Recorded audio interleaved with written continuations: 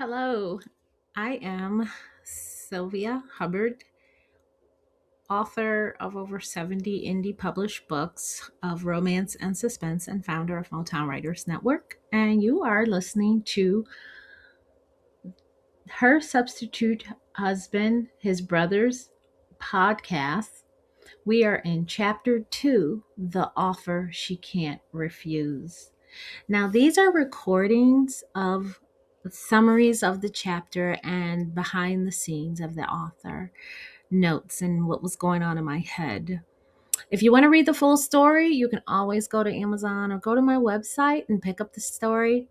Otherwise, you can enjoy this either as notes as you follow along with the story, or you can just kind of listen to see what was going on in my head at that point.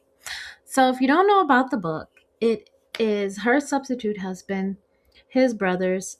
It's about Tori caught in a fake marriage with Shawn Carter, and she becomes entangled with his two brothers, Kevin and Duncan, sparking a fiery attraction she can't ignore. Family drama, betrayals, and passion collide in this steamy suspense, leaving Tori questioning how far she will go for love and power. The heat between Tori and the Carter brothers is undeniable. Will Tori's heart survive the scorching passion that burns between them? We will see. Like I said, you can always jump ahead if you don't want to go through the suspense of seeing where I went with the story. So we are in chapter 2. Short summary of chapter 1 is you meet Tori and her sister Malia sitting down talking about Sherry, and she had just passed away. Tori had paid off all her bills, kind of in guilt because Tori was a spoiled child. And she did do some mean things to Sherry while she was alive. And Sherry had three sons, which were Shawn, Kevin, and Duncan. And I'm not saying them in order of their age. Kevin is the oldest, Duncan is the middle, Shawn is the baby. And um, she had this major crush on Shawn, and that's what you find out. And she's kind of insatiable. She knows that she can never settle on one man because one man won't be able to sate her needs in terms of mentally, physically, and emotionally. Tori's a very greedy person, and she knows that on the inside, and she knows that she was not a very nice person when she was younger, and she is trying to change her ways. So in chapter 2, this centers on a chance encounter at a geriatric luncheon where the main characters, Tori and Shawn, reconnect after being drawn together by their mutual circles, with the hookup from her sister, of course, who works at the hospital with Shawn. The interaction is marked by flirtation and familiar ties as Tori feels a mix of nunglass, I never can say that word, an attraction towards Shawn, whom she fantasized about. My lips just can't come together for that word. Their conversation showcases Tori's confidence wobbling due to her memories and his allure, making her question her feelings about relationships. As Malia, Tori's sister, interjects, the scene spins into a networking opportunity where Tori discusses her father's project, a group home, with Shawn, hinting at her ambitions while she also sub, subtly setting up potential romantic tension. Shawn's request for Tori's number and Malia's nudging lead to an invitation to dinner, further entwining their lives. Then there is, of course, the arrival of Kevin and Duncan near the end of this chapter. And then you get to meet all three brothers together. The key elements in this chapter were flirtation and attraction. Tori struggled with her feelings towards Shawn. Networking opportunities. Both characters find a professional connection through Tori's projects. Family dynamics. Malia plays a crucial role in encouraging Tori and Shawn to connect. And unexpected encounters. Kevin and Duncan's arrival adds tension and complexity to the interaction. At this point in the story, I knew I had a goal to write a scene. It was a barns, it was a shed scene. I knew I had to write this. That's all I saw. All the characters in is in this moment inside of this shed.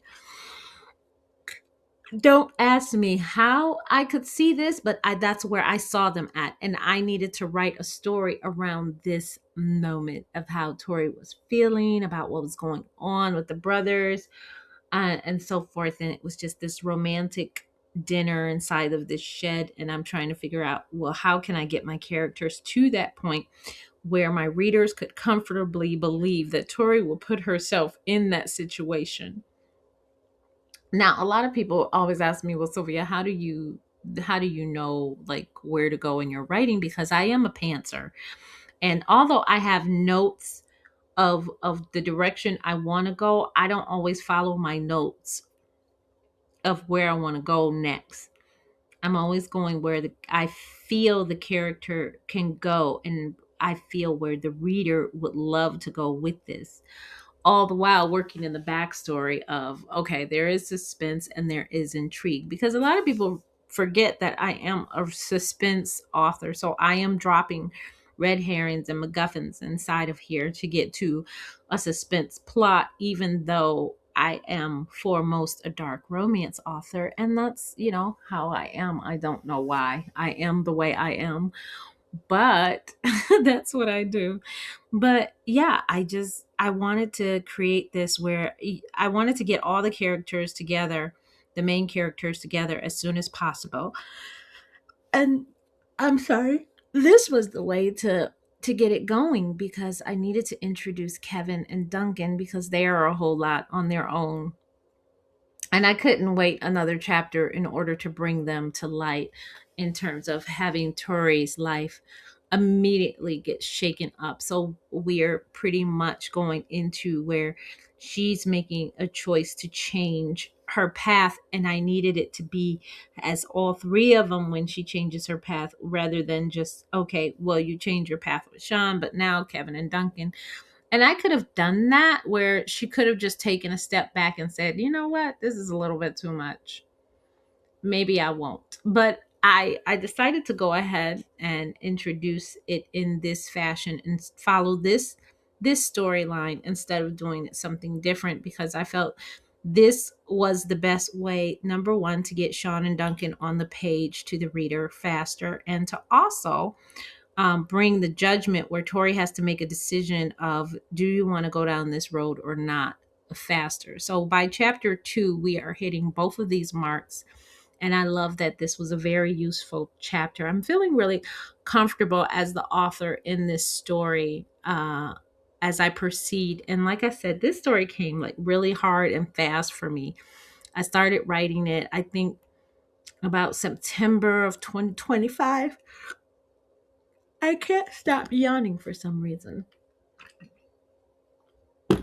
Not that I got it quiet, it's just horrible. Like, it just comes. But I started writing in 2025 and I ended it in January 2026. And that's a lot. That was a lot to put on paper in such a short time. I think I by the time it was done, this book was easily over 200,000 words. So that was pretty wow turnaround. That's how I can put it. But if you have comments, reader questions, please put them in the comments. Any questions that you have, any responses to the story. If you have started reading it, please let me know, so I can definitely see what you feel about it. If you have read it, I would love for you to go over on Goodreads and drop your review. The book is available over there. I would love to see the review on what you know, or when it's first released. The first book will be out on April in April of 2026, and then the second book will be out on May in 2026. And you can, like I said, go to Amazon, get it on pre-order, or go over to my website at sylviahubbard.com/her substitute husband. No, it's not like that. It's sylviahubbard.com, HUBBARD, SH, his brothers. And yeah, the link is, of course, down there so you can click ahead. And don't forget to subscribe to the next episode. Thank you.